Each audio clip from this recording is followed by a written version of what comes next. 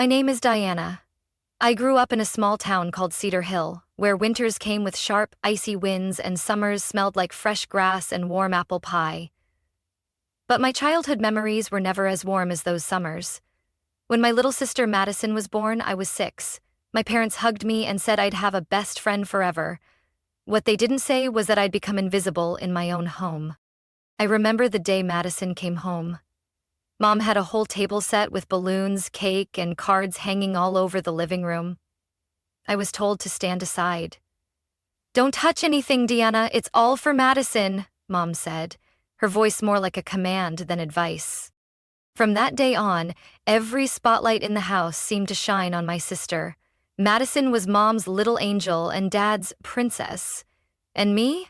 I was the one pouring water, mopping floors, and doing homework alone. Every morning, Mom cooked breakfast exactly how Madison liked it: heart-shaped pancakes with maple syrup and chopped strawberries. I got a cold piece of toast and a cold stare. Once I needed new glasses because I couldn't see the board in class anymore. Dad looked at me and said, "Make do with the old ones. Madison's birthday is coming. We need to save for a big cake." I didn't respond, just nodded quietly. 2 weeks later, Madison asked for a pink bicycle with a flower basket. Dad handed over his credit card without blinking. I used to think I was just too sensitive, that I was imagining things. But when I was 12, the truth hit me like a slap. I made it to the state finals of a writing competition, an honor given to only one student from the entire school. I excitedly showed the invitation to my mom, hoping for praise. She glanced at it and set it down in the sink. "Madison's birthday party is this Sunday. Try to get there on your own. I'm busy." So I went, alone. 2 hours on a bus, clutching my manuscript printed on an old printer. I didn't win, but I'll never forget sitting silently in the auditorium, watching classmates cheered on by their families, while I sat alone, like I was from another planet.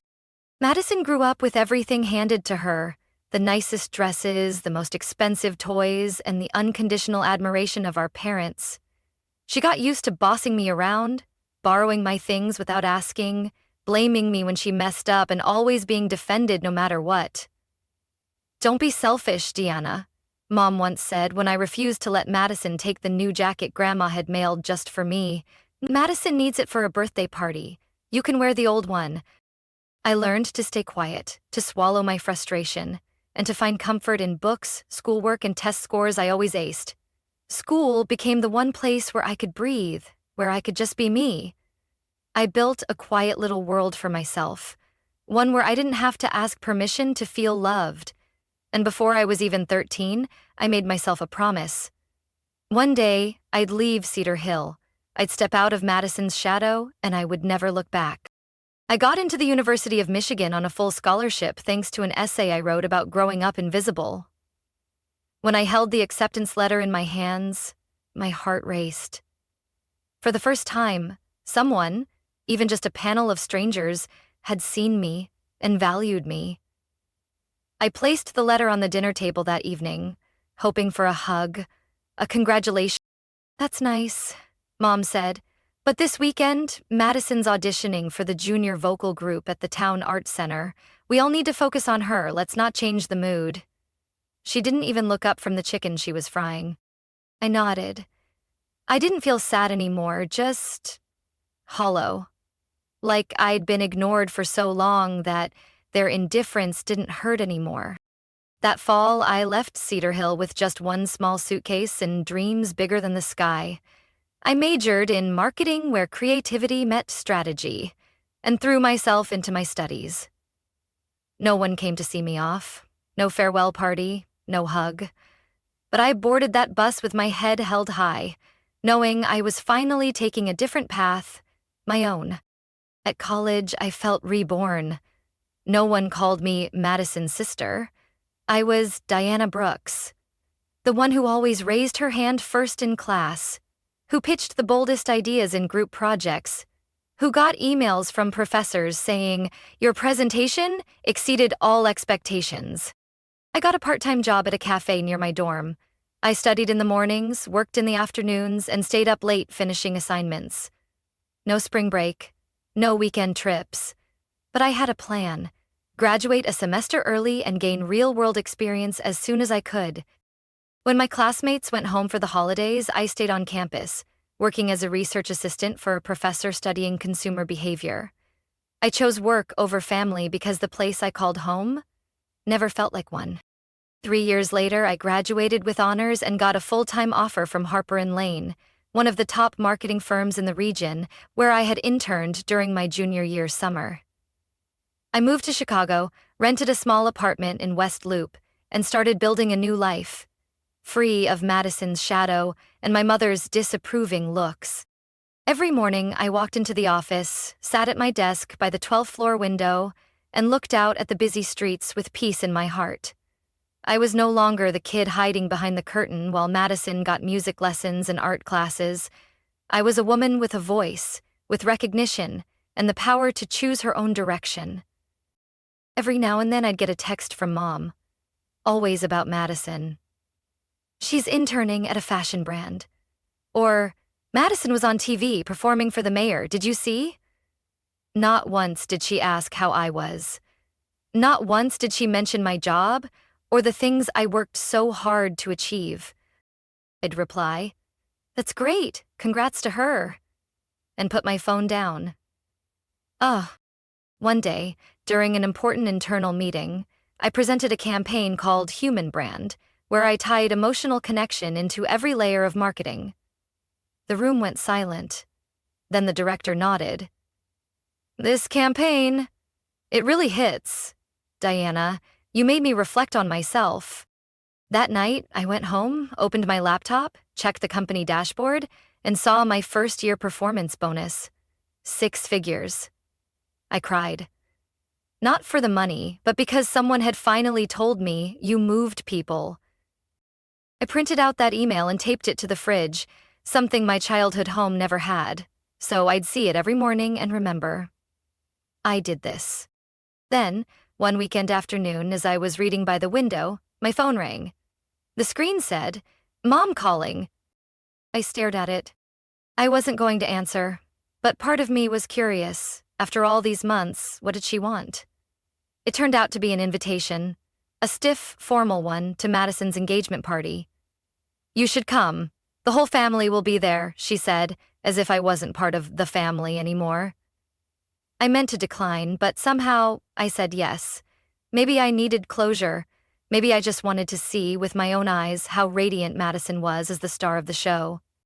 I returned to Cedar Hill, sitting quietly in the far corner of the party, like a stranger in my own family. No one asked about my job or life in Chicago. Mom spoke to me in soft, surface-level tones, just for appearances. But one person stood out: Andrew, the groom's best friend. He was a freelance photographer from Austin, back in town temporarily for a community project. We only talked for a few minutes at the party, but ended up texting for hours afterward. Andrew wasn't like any man I'd ever met.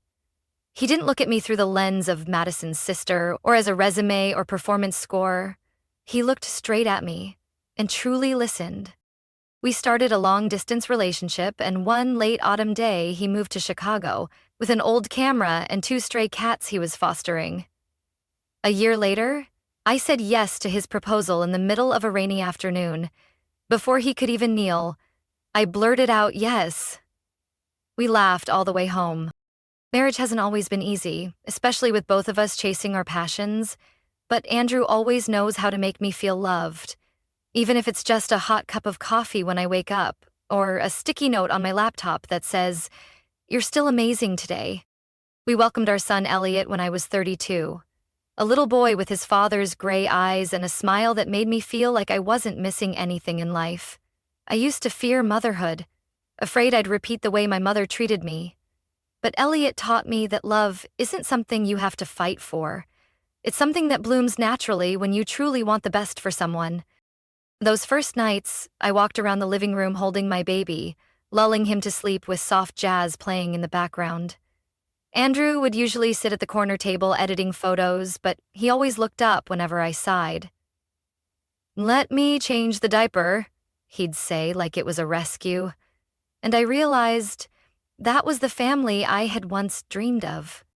Elliot grew up in a small apartment filled with drawings and storybooks, where every cry was met with patience, not frustration. We didn't have much, but we had enough. Enough so that Elliot would never have to ask, "Mom, do you love me?"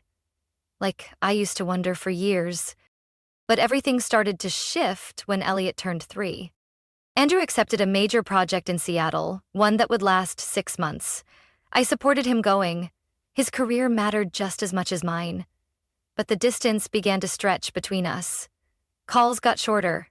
Replies to texts came slower. Then, one Tuesday night, just after I put Elliot to bed, Andrew called. "Diana, I think we need to talk." He hesitated. "I've met someone in Seattle. It didn't start out serious, but now..." I didn't cry. I didn't yell. I just felt a familiar emptiness wash over me like an old song. It was the same hollow feeling I'd had when my mom brushed off my achievements to praise Madison. And now, it was back in a different form. The man I loved most had taken a road that didn't include me or Elliot. Andrew apologized over and over. He said he would still be a responsible father, that he'd support Elliot, that he wouldn't disappear. But the family I thought was solid was now just me and my son. That night, I sat on the floor, leaning against Elliot's crib. He slept soundly, unaware that his world had just shifted. I looked at him and silently promised I would not let him grow up the way I did. Even if it was just the two of us, Elliot would know that to me, he was never an afterthought. He was my priority, my love, my everything. After that fateful call, Andrew packed his things and moved out. No shouting, no fight. Everything ended as quietly as it had begun. Just me, alone in the kitchen the next morning, staring at the empty space where his coffee mug used to sit. I didn't let myself fall apart, not for Elliot. He needed an adult who could face the world, not a mother who cried every time he fell asleep. And when everything seemed like it was falling apart, something unexpected happened. From the last place I thought it would, Andrew's family. The very next day, I got a call from Sarah, Andrew's mom. "Diana, he told us everything," she said softly over the phone. "We don't know what to say, but what we do know is this. You and Elliot are still part of this family." I held the phone in silence for a long time. For a moment, I had believed that when Andrew walked away, his whole side of the world would turn their backs on me too. But they didn't. Sarah still called me dear, and in that moment, it felt like a lifeline. Tom, Andrew's dad, stopped by the following weekend with a bag full of Elliot's old favorite toys from their house. He bent down to Elliot's level, holding out an old toy truck with a smile. "This little guy said he missed you, so I brought him to visit." Elliot squealed and hugged Tom like nothing had changed. And the truth was, with my son, love hadn't changed. Not one bit. But the person who brought me to tears was Rachel, Andrew's youngest sister, who'd always been the quiet one. She visited on a cold, rainy Saturday afternoon, bringing homemade ginger cookies and a tiny t-shirt that said, "My aunt is awesome." "We might not be sisters-in-law anymore," Rachel said, "but I'll always be Elliot's aunt." I nodded, unable to speak. After that, every weekend, Elliot was picked up to spend time with his grandparents. Sarah taught him how to bake. Tom showed him how to plant tomatoes in the backyard. Rachel would sit and draw with him for hours. I called them magic classes. Elliot called it his second home. One late afternoon, when I came to pick Elliot up, Sarah invited me to stay for dinner. The dining table still had my old seat from when I was part of the family, but this time I wasn't Andrew's wife. I was just me, a single mom, welcomed with warmth and genuine respect. As we finished washing dishes, Sarah placed a hand on my shoulder. "Diana, I know you're strong, but being strong doesn't mean doing everything alone." Those words etched themselves into me. They weren't pity. They were a reminder that I wasn't alone. A few months later, when Elliot turned 4, I hosted a small birthday party at a park nearby. Just a few close friends, coworkers, and Andrew's whole family. After Elliot blew out his candles, Sarah hugged me and whispered, "We may not be related by blood, but our hearts still choose you." That night, as I tucked Elliot into bed, he wrapped his arms around my neck. "Mommy, I love you. I love Grandma and Grandpa and Aunt Rachel too." I held him close, my tears soaking into his pillow. Maybe I lost a husband, but I gained something far more precious. A real family. One not bound by titles, but by choice. I watched my son sleeping, the nightlight casting a glow over his tiny face. I made a silent vow. No matter what happens, I will never let him grow up without love. And if the world ever turns its back on me again, I'll turn it around, just to keep him in the light. As time passed, life with Elliot settled into a steady, gentle rhythm. My job at Harper & Lane grew beyond expectations. After 2 back-to-back successful campaigns for major brands, I was promoted to creative director for the Midwest region, a role most in the industry spend over 10 years reaching. I used my first bonus to put a down payment on a small home in the suburbs of Naperville, with a backyard big enough for Elliot to run around, and a sun-filled home office I jokingly called my post-divorce paradise. A week after moving in, my phone rang. The caller ID showed my mom, the woman who had practically vanished after Madison's engagement party. "Deanna, I heard you bought a house. That's amazing." Her voice chirped through the phone, unusually cheerful. "We'd love to visit, if you don't mind." I paused for a few seconds, then gently said yes, partly out of curiosity, partly because of Elliot. They came on a Saturday afternoon, bringing a small gift bag and a box of ginger cookies. Mom hugged Elliot like she hadn't missed his birthday 3 years in a row. Dad couldn't stop complimenting the new kitchen, the fridge, even the hallway rug. Elliot, with his young heart untouched by rejection, was instantly friendly. He showed them his drawings, gave them a tour of the house, and even handed Grandma a paper crown he made himself.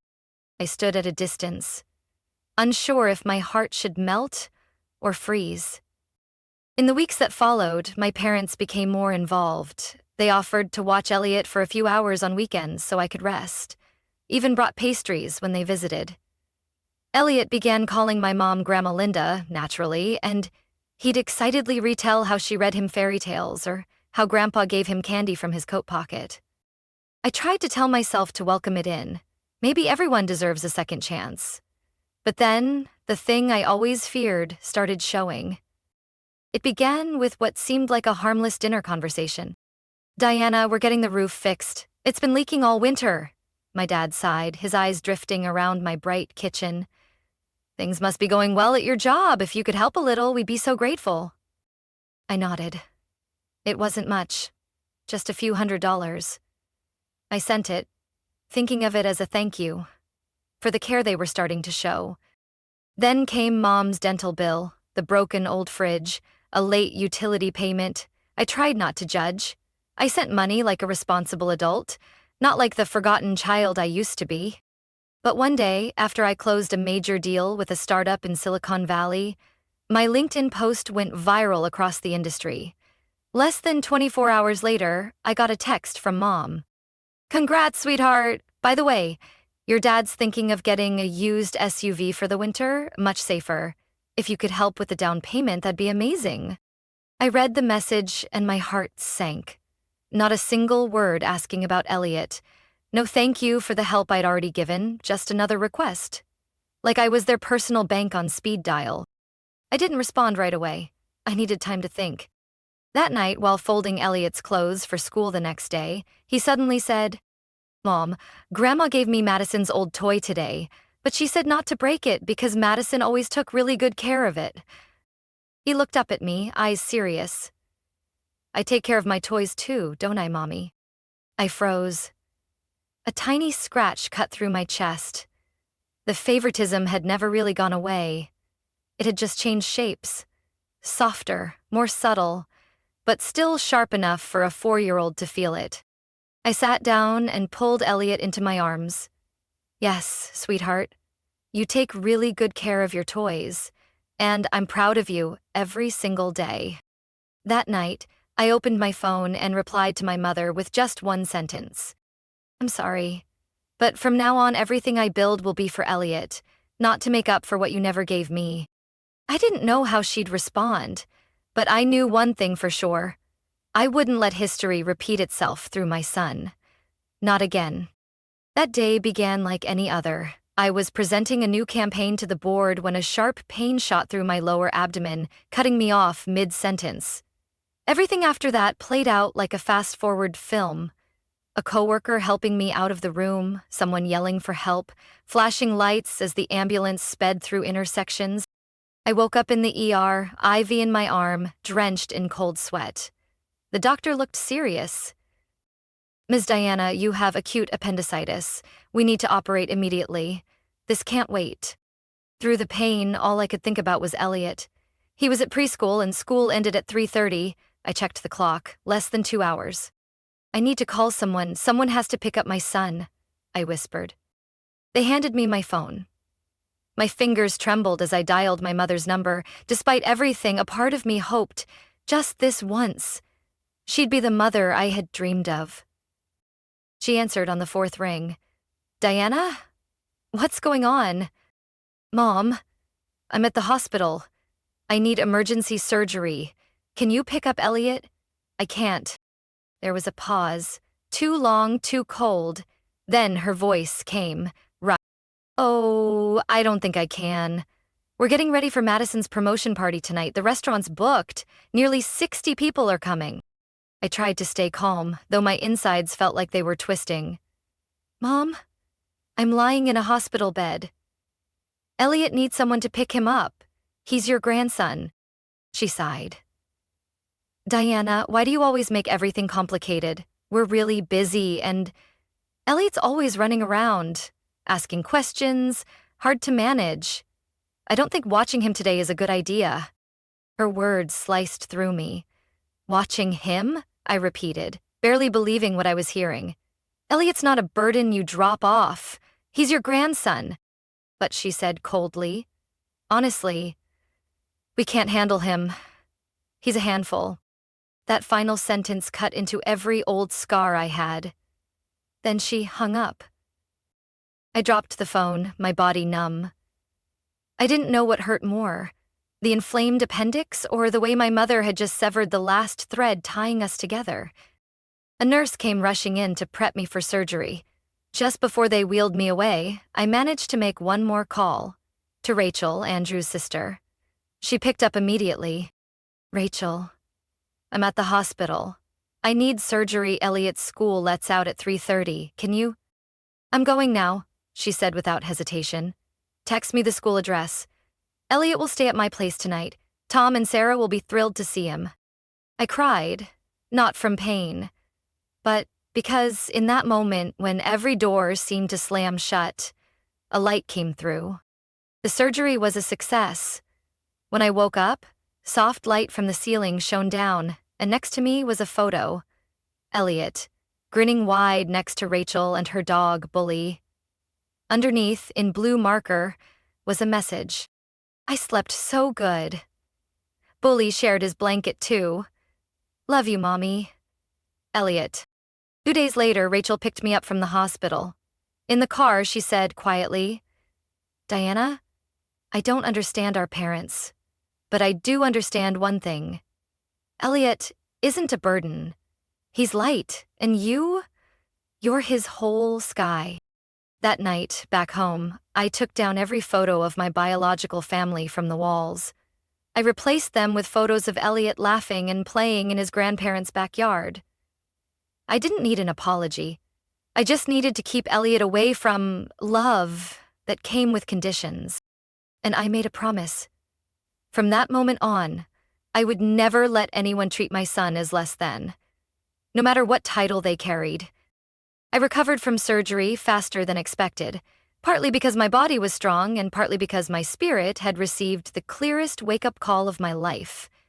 During my time in the hospital and those quiet days recovering at home, I had a lot of time to reflect. About my mom, my dad, Madison, and myself. the woman who had been far too patient with a family that only ever saw her as a backup plan. The night I came home after Elliot had fallen asleep, I opened my laptop, logged into my bank account, and canceled every recurring transfer to my parents. I removed them as beneficiaries and opened a new savings account for Elliot, labeled it the Freedom Fund. Because I knew that sometimes freedom isn't about running away from someone. It's about no longer letting them control your life. The next day, I blocked my mother's number, then my father's. I blocked their emails, their texts, and every social media platform I used to stay polite. I didn't need to be polite anymore. I needed peace. And so did Elliot. A week later, I got a handwritten letter in the mail. My mom knew I wouldn't answer her calls, so she tried the old-fashioned way. Cream envelope, 3 full pages, written in that familiar cursive. Sweet at the beginning, guilt-tripping in the middle, and blaming me by the end. She wrote that they were having serious financial trouble because Emma couldn't help as expected. That Dad had been denied a loan for a new car, that the house was at risk of foreclosure if they couldn't cover the winter bills. And the final line, "You're our only hope." I folded the letter without reading it a second time. I had once been their only hope, but not because they loved me. Because I was useful.